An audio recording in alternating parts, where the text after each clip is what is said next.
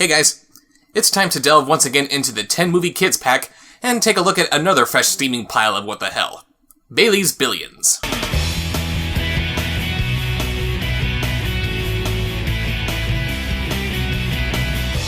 Our movie opens on a protest to stop a laboratory from using animal testing, led by a woman dubbed the Monkey Lady, who locked herself inside the lab with her daughter, Samantha. I guess she's the only one who has any keys to this laboratory? You also have your daughter Samantha with you. Are you at all worried about all the time she's missed at school? This is an experience she could never get in any classroom. They shave the fur off their backs and test chemicals on them. Oh good, I'll bet that she's gonna get along great with the other kids when this is all over with. Hey Samantha, wanna play ball with us? How many species needed to die for that ball? Oh god, here we go. It's not long before she wins the standoff, and the higher-ups say that they won't test on animals anymore, but when she comes out, this Inspector Clouseau knockoff from Child Protective Services takes Samantha to live in a foster home because the Monkey Lady isn't fit to be her mother. Spoiler alert, it won't be long before we see these two being back together as if nothing ever happened, so this whole opening sequence was completely pointless. We then jump ahead 2 years where we see our villain, Tim Curry, and his wife Jennifer Tilly going to the reading of his late aunt's will and testament. And just listen to Curry trying to hide his British accent. I'm sorry, Dolores, but Why you let that chauffeur go, I'll never know! I didn't let him go. He quit. Oh, Dolly, all our dreams, hopes, and aspirations are about to come to fruition. They better.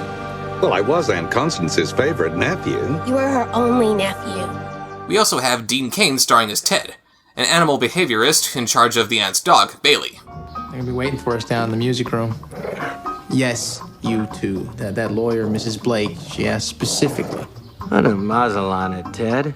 I'm not going. And yes, Bailey is voiced by John Lovitz. Can't have a Dean Cain movie without a talking dog, can you?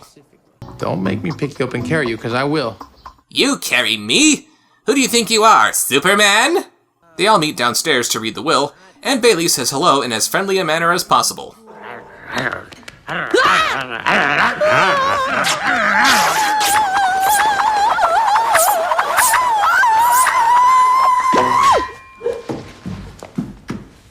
Have this fixed. I can only imagine what this poor editor had to go through when he was putting the scene together. So, Mr. Director, you liked what I did on the mouth movements for the dog? Great. What? You want me to make Jennifer Tilly spin around in fast motion? I don't really think that's going to make a whole lot of sense. I mean, the dog just kind of lightly pulled on one of her furs. I don't think you're going to spin around after something like that. Yes, I know you are the director. Alright, okay, fine. Making her spin around really fast.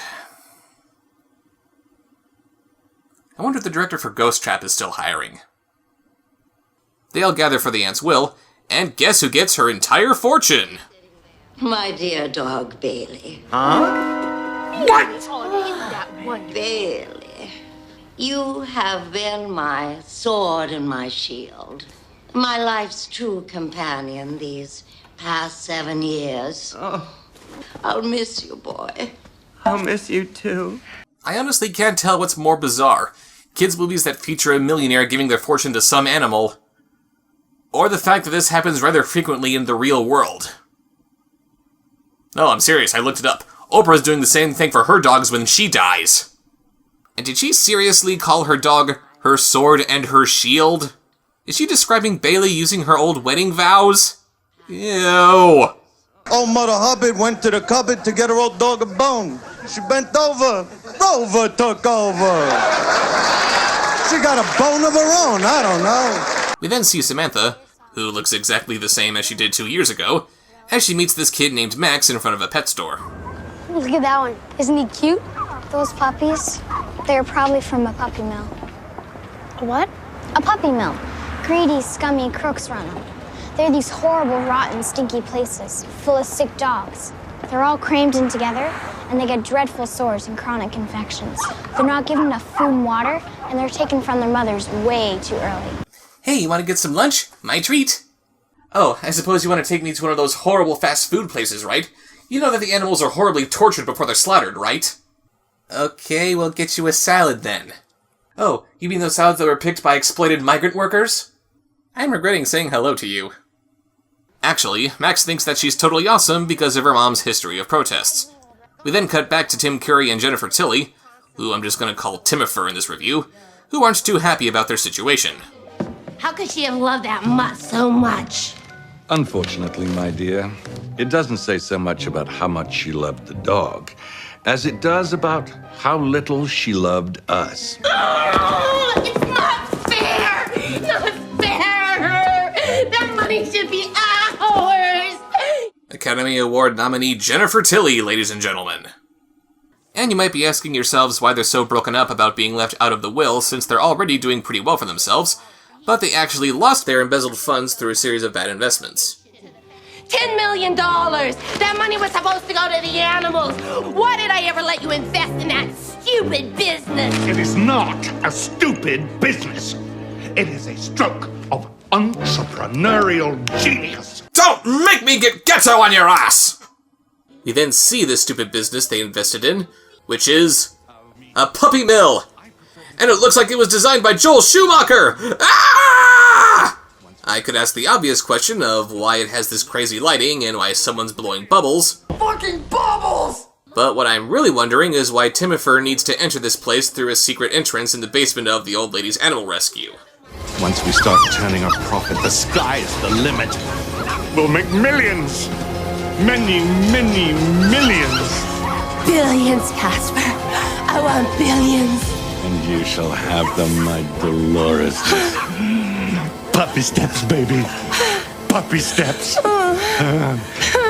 Ew, they're into pet play. By the way, the monkey lady is working at the animal rescue as their new receptionist. Oh, excuse me, office manager. And how does she react to the news of her boss being replaced by a dog? My new boss is a golden retriever. How weird is that? My paychecks are being written by a creature that likes to eat out of a cat box. Ain't that something? We then see Ted take Bailey to his first board meeting. Yeah, he's taking the dog to a board meeting. Now, to be fair, it could be possible that as a dog, he just might have something to say about how his new animal rescue should be run, but it's pretty obvious that he's not exactly a business-minded dog. Now today you gotta sense the board's mood and act accordingly. Focus. Free tacos for everyone! You could change the world. Yes, a cat-free world! Ethnic cleansing, you know, for kids! So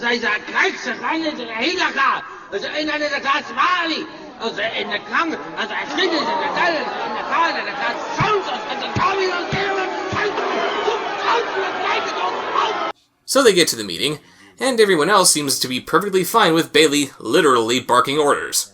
Monkey Lady then shows Ted around their facilities, and he explains how he can talk to Bailey.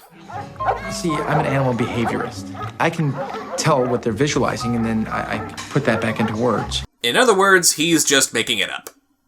Yeah, that's all the explanation we get. Even if he did something more believable, like maybe he can read subtle facial cues and body movement to tell what's on the dog's mind or something like that, why would he imagine Bailey with the voice of John Lovitz? That's just weird. Ooh, you're a real charmer, Ted. Look at him, he wasn't even looking at Bailey that time. He's clearly just imagining all of this. We later see Sam show up with her dog Tessa, and then, oh my god.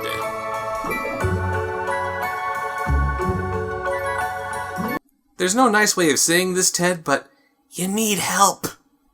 This is so perfect. Bailey is rich. If he and Tessa got together, we'd all be rich. Because it's not about saving the environment or protecting animals, it's all about being rich. Later that night, we see our villains plotting about how they can get Bailey's fortune, since it's not likely that they can just get it through legal channels. Whoever heard of $1 billion fortune being left to a dog? Well, actually, I could cite Brown versus Tippy Tuppy Boots and Viva, or Dalton versus Sargent, or the Wells family versus Sheba. All these cases went right up to the Supreme Court. The animals won. If you were any kind of lawyer at all, you'd be out there fighting this case instead of standing here citing things at me. Well, sitting there citing things at you. But since they can't legally do anything about it, They decide to kidnap Bailey and hold him for ransom. What did you say? Kidnap him and hold him to ransom.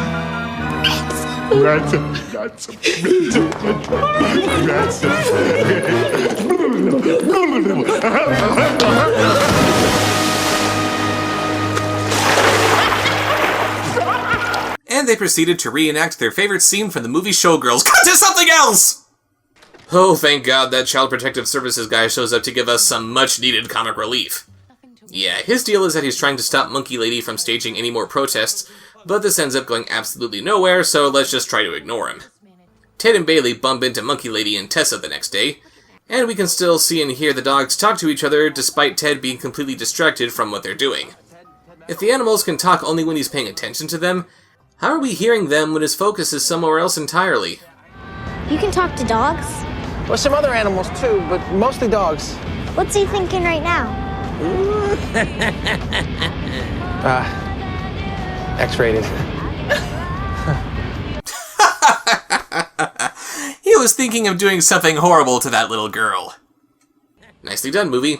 Now we're gonna have a theater full of little kids asking their parents what X-rated means. Sam invites Ted to dinner with them that night, since, remember, Sam only has her single mother's best interests at heart. Bailey is rich.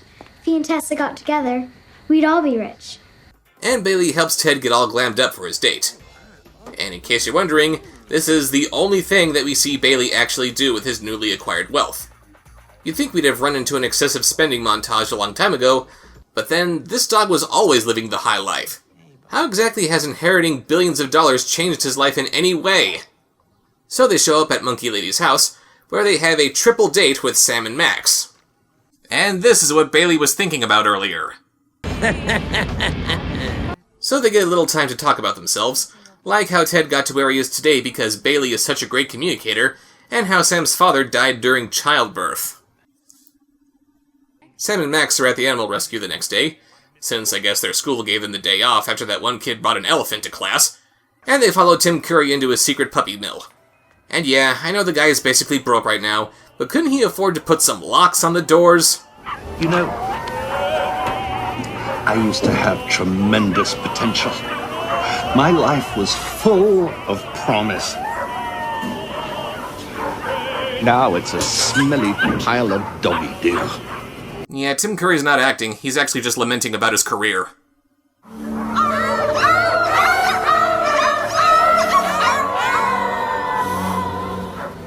I love the smell of puppies.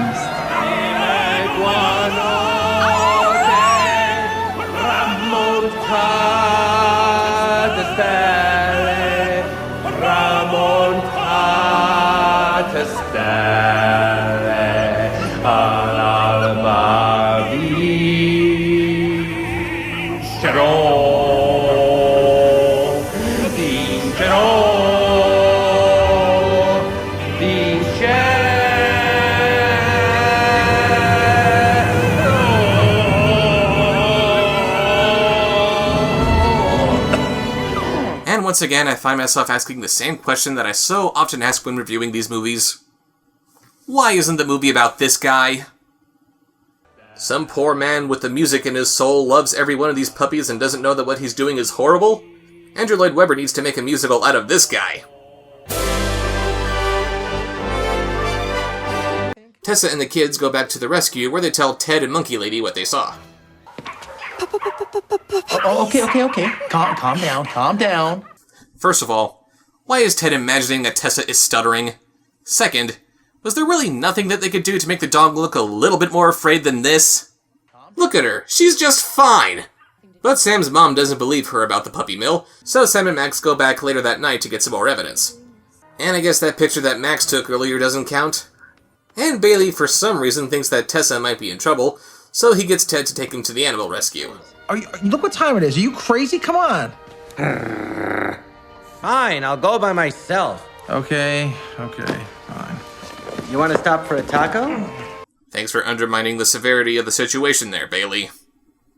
While that's going on, Timoford tries to break into Bailey's mansion, but because they're a couple of idiots, they get chased off by the housekeepers. We are spectacularly without what we came here to get.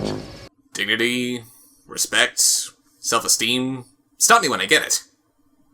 Ted bumps into the kids and brings them home, and Monkey Lady thinks that he's responsible for them sneaking out. Children are impressionable, don't you know that? I mean, you could have put them into danger. As if that's ever stopped you. Take note, Alpha and Omega movies. If you're going to have the kids talk back to their parents, the least you could do is make sure that they actually have a valid point.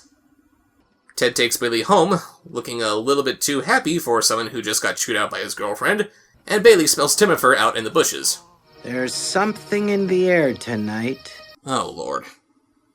And I've been waiting for this moment for all my life. Oh, Lord. Lots and lots of cat. Yeah, Bailey mistakes the combined sense of people he's very familiar with for lots and lots of cats. Man, do I love following a main character who's embarrassingly stupid.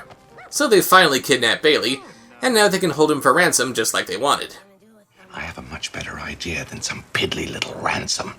This is just the angle that I was looking for the appeal. Ted Maxwell lost the dog while it was in his care.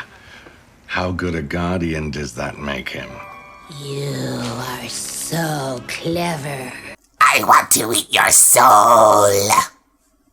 So yeah, now his plan is to make himself look like he's more capable of taking care of Bailey than Ted is. What kind of villain just makes up his plan as he goes along? That doesn't count! And yeah, I know her character's name is Dolores Pennington, but does Jennifer Tilly have to wear a necklace that says DP? That's just not appropriate in a movie like this. X-rated. Not very luxurious gigs for the CEO of a very important foundation. How you feeling, boss? Ew, I'm really scared. Like, for sure, really. Sam is still convinced that Tim Curry's up to no good, so she tells her mom off. You know, you're not the same person you used to be. Right. You've changed. You used to fight for what was right. You taught me that I have to have ideals and believe in the right things and follow through on them. Yes, I used to fight for what I believed in.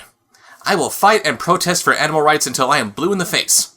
But if it comes down to a choice between that and my child, I'm giving that up.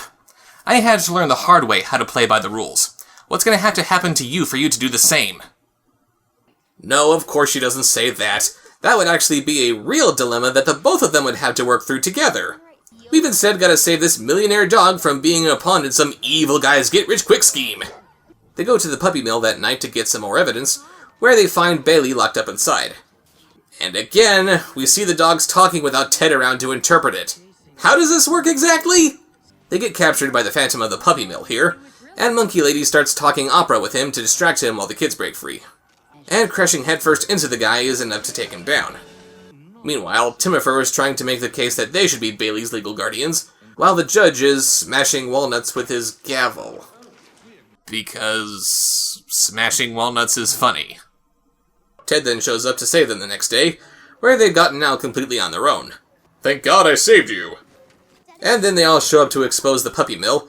Ted gets to keep Bailey, Timifer's taken away, and they all move out into the countryside, where they live on a farm where they can rescue puppies that they find in the woods?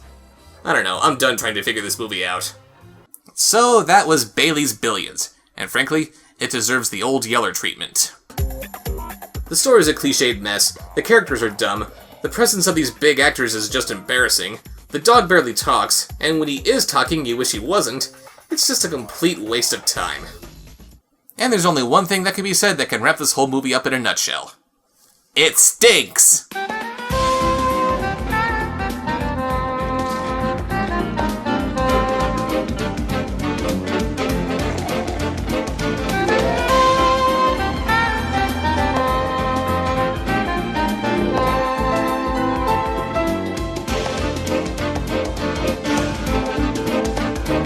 Hey guys, just a quick little reminder here. Next week we have my Valentine's Day special to watch, but right before that, we also have my 3rd anniversary to celebrate. So, be sure to tune in, and I'll see you next week.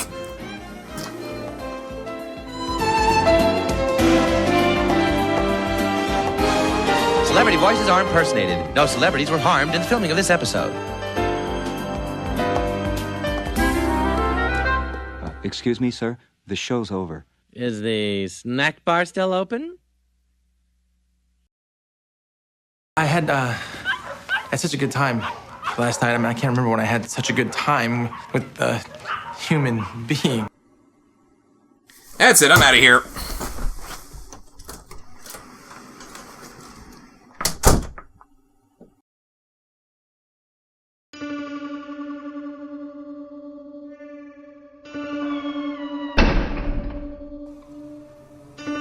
Subscribe, like, follow, comment, share, watch